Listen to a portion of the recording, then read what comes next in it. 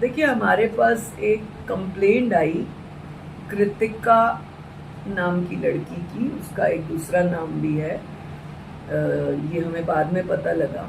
उस लड़की ने हमें ये कंप्लेंट दी थी कि मेरे साथ एक लड़के ने इस तरह से 376 का उसने कंप्लेंट दर्ज करी कि मेरे साथ ये हुआ वो हुआ, हम दोस्त थे, वो मेरे फ्लैट पे आता था गुरुग्राम, ये सारी बातें उसने हमसे की।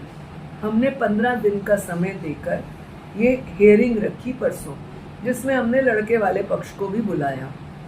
जब लड़का पक्ष यहाँ आया तो मामला ही कुछ और निकला, क्योंकि हमने लड़का पक्ष जो है जिस पर उसने आरोप लगाए उनको हमने हफ्ता पहले भी पूरी बात सुनने के लिए बुलाए, जो कि महिला आयोग का एक सिस्टम रहता है कि दोनों पक्षों को बैठ के सुनना। जब हमने उनको बुलाया तो स्टोरी कुछ और निकली।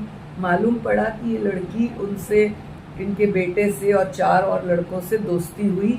ये जो ढाबा टाइप गुरुग्राम में बने हुए हैं या रेस्टोरेंट्स, बाहर बैठ के खाना वाना खाने के, ऐसे कोई छोले भटूरे टाइप्स की दुकान, उधर 4 लड़के बातें कर रहे। ये अपने आप बीच में चली गई और कहती है, तुम्हें देख के ना आज चारों को मुझे लगता है जैसे मुझे कॉलेज के दिन याद आ गए।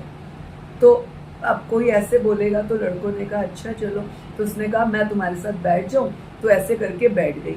अगले दिन फिर बच्चे तो रोज आते हैं, रोज बैठते हैं वहाँ, तो ये इस तरह से आने जाने लगी। धीरे धीरे इसने एक लड़के से मित्रता करी। जो इसकी इंटेंशन हमने समझी, इसने 4 दोस्तों में पैसे वाला लड़का कौन सा है, कौन सी गाड़ी पे आता है, कौन सा स्टाइल है, ये नोटिस किया और उस लड़के से मित्रता की। तो यहाँ से इनकी स्टोरी बढ़ी। देखिए, जब युवाओं के इस तरह के आज के माहौल में मित्रता होती है, फिर आना जाना, रहना, घूमना फिरना, ये लिव इन में बदल जाता है। और लिव इन के नाम पर उसने फिर इस तरह से कहा।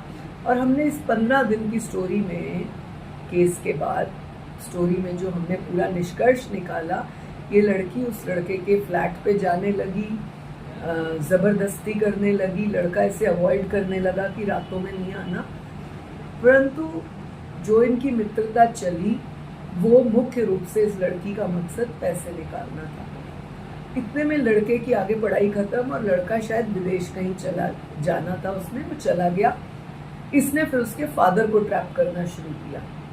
फादर ने 2-3 बार कहा, बेटा मैं तेरे पापा की उम्र का हूँ, तुम मुझे बात करती हो, बताओ। तब 4 लोगों की हाजिरी में दूर दूर खड़े करके इसके फादर ने ताज विवानता में उसके साथ फरीदाबाद के मीटिंग की और सारी रिकॉर्ड और सारा रखा। लेकिन ये बीच बीच में मैसेज करती थी कि मैं तुम्हें ऐसे नहीं छोड़ूंगी, पैसे फ्री में तो बिल्कुल नहीं, तू तो क्या, तेरा बाप भी मुझसे शादी करेगा, नाक रगड़वाऊंगी, all this kind of story, जहाँ से ये पता लगता है मित्रता, प्यार, दोस्ती कुछ नहीं था, ये इस तरह की ट्रैपिंग थी। और कुछ समय पूर्व इसने इनसे 1 करोड़ की डिमांड भी की थी। तो ये सब जब सामने मामला आया तो हमने इसको 12-15 दिन SHO को कह के, IO को कह के पूरा नज़र में रखा। इतने में ये लड़की इस लड़के के घर पे पूरी गली में जाने लगी, हर घर को नॉक करती, शोर करती, कार में बैठ के अनसंट बोलना। तो परिवार वाले भी दुखी थे।